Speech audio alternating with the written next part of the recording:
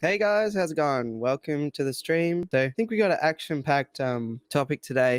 Got a couple of exciting fish here, maybe ones that don't instantly come to mind, but who knows, we'll get into it anyway. So we're talking about cold water tanks, but really unheated tanks is probably more correct. We still want the water temperature to be around the 20 degrees 68 Fahrenheit mark, but that's most room temperature will be like that. I mean, starting to do some aquascaping and stuff and less inclined to put a heater in, so that was the inspiration behind this one. So big pros to cold water tanks / unheated tanks. Don't have a big old ugly heater.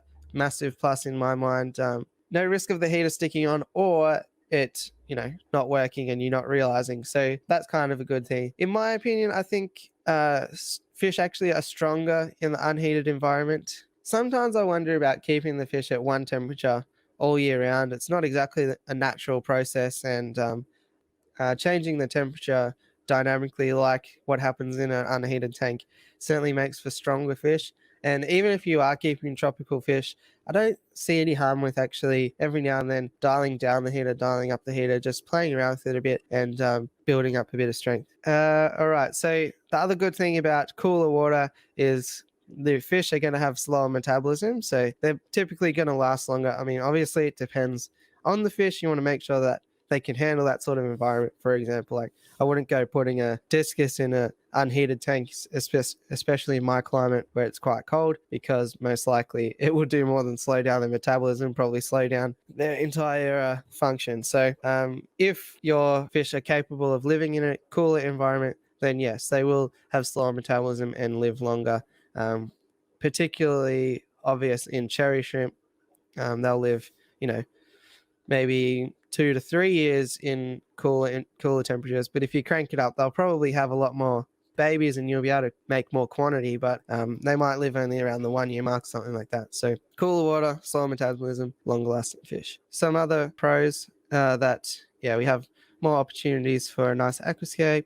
Some of the cons are cooler water, slower metabolism. Potentially the plants might grow a bit slower. Cons are there is a risk of unexpected temperature swings. Temperature swings aren't generally a good idea. You do still want to maintain some semblance of stability, so that is a bit of a risk with unheated tanks if you live in areas like mine where there's a high prevalence of temperature change. All right, so we are at the point now where we can start to talk about fish. The first one some of you may not be familiar with, but it might be a different name. So the first one is the yabby.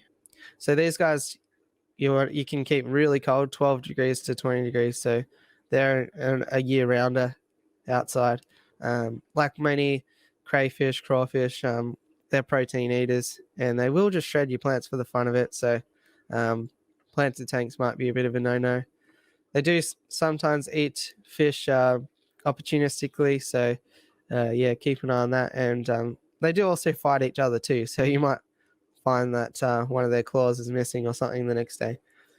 So to keep these guys happy, you just want to give them lots of territory, lots of little caves and stuff where they can set up shop and keep to their own. So goldfish, obviously, I think most of us here know that these guys like to produce waste.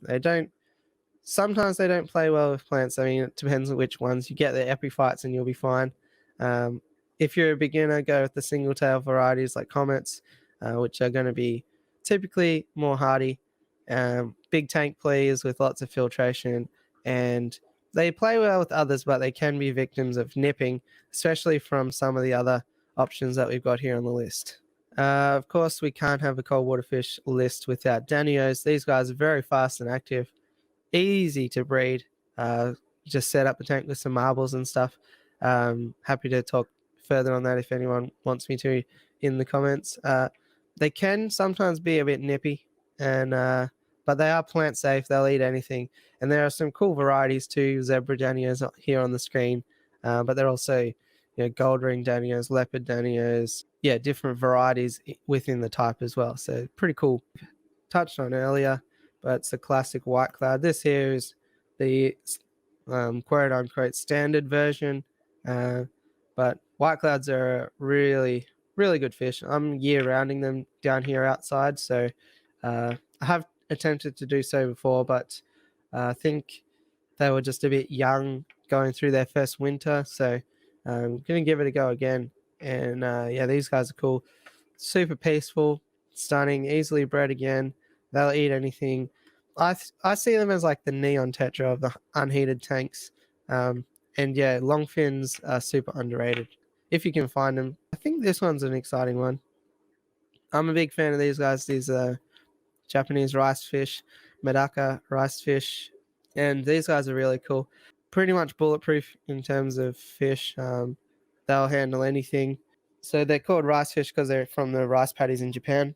But one thing is, there's a variety called Daisy's rice fish, which those guys are not so tolerant of the cold. So certainly the Japanese variety of rice fish are more accustomed to non-heated tanks. But they do something really cool. If you can see on the back end there, they carry their eggs on the outside and then they just swim around and just put them on plants and stuff as they go on by. So I think that's really cool to see, and not often you can visually see that you're successfully breeding fish and stuff like that before you see a little fry or something in the tank. So I think that's a really cool aspect about these fish, rice fish. They have these really nice blue eyes.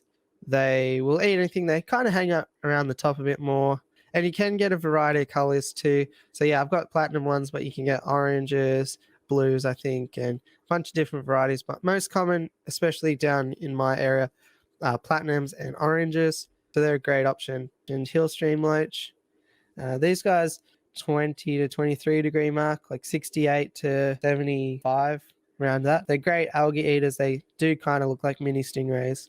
They're kind of alien looking, so that's kind of cool. People, if they're not fish people, they'll come over and be impressed at whatever they are. Give them a fair bit of flow though, because they do come from a hill stream environment, so streams going down hills typically are not still. So yeah, you want to keep them in a bit of a fast flow, but these guys are certainly a good candidate for unheated tanks. All right, so now we're up to the old cherry shrimp. These guys literally come in every color of the rainbow. Easy to breed. You don't have to do anything. Main thing you have to do with these guys is make sure they're not going to get predated on. You'll notice that the female will sort of carry the eggs in the underbelly. Really cheap to pick up these days, and you can also play around with the genetics a bit if you want to get a bit mad scientist on these guys. So next one are barbs. These are my personal favorites here, Odessa barbs. But there are also rosy barbs, cherry barbs, gold barbs, bunch of barbs. I would recommend keeping these guys only with other barbs because they can be a bit nippy. They get sort of like more chunkier size, but yeah, you can get them in a bunch of different colors as well and breed them too. So yeah, they just are a little bit higher on the aggression scale than some of the other options. But if you keep them by themselves, no problems there. Another cool option if you're looking for a tetra, bloodfin tetras. Once again, it might be a bit of an availability issue whether or not you can actually find these guys, but cool water tetras would make for a really active non-heated tank. So another tetra option is a Buenos Aires tetra, similar to the other one as well. Alrighty, if you want a live bearer option, I would suggest more southern guppies, endless. Yeah, so I like endless. They seem to be a bit more hardy. You can get some nice luminescent colors out of these guys, and they're a tiny size, but yeah, there's lots of different options. These guys on the screen, I think, black bar endless. I'm no endlet expert though, but you can get all sorts of colors. Another endlet that I'm a fan of is the Ginga rubra endless too. Yeah, blonde endless, which are more my go. But yeah, endlers are a good option too. And as we sort of said earlier, the more generations you have, the more hardy they'll be over time as well. Paradise fish, so they're in the gourami / betta family. Great cool water option. Labyrinth organ, so they're going to be a bit more forgiving on the water parameters, although I would never recommend letting the water parameters get to a point where you would need a fish that will be tolerant of those. But I certainly love a bit of a paradise fish. Bubble nests and stuff. So similar to bettas and gouramis, you just don't want to keep too many males together, or no males together ideally, just because they will be aggressive to other males. But you can permanently keep one male in with female paradise fish. And yeah, they make little bubble nests and all that. So what else have I got here? Next one might stir up a bit of controversy because similar to endlers, there's a whole side hobby of this one too. But look at that cute little face. Who could say no to an axolotl? They are the larval form of salamanders, so caring for them, you got to kind of think that they're actually amphibians. Scaleless, so that does come with a bit of a raft of they're susceptible to certain things, ick and all that. They do produce like big, not a huge quantity, but large size waste, and they have big mouths. So you want to watch for things like impaction. If you keep them on gravel and stuff like that, they might accidentally eat a bit of gravel, and that could become an issue. Trying to pass that, they will also have a little go at some fish and stuff like that if you keep them with fish. Some people actually feed them live fish and stuff like that. So they are carnivores. The trick with axolotls is you actually need to keep them really cool. So 14 to 18 Celsius, 57 to 64 Fahrenheit. They're so cool. And if you do feed them like a nice food like bloodworms or whatever, particularly in these leucistic varieties, their gills will turn bright red. So that's kind of really cool too. But I also am a big fan of emerald raspberries and CPDs. And I did want to mention that those guys can go down quite cool as well.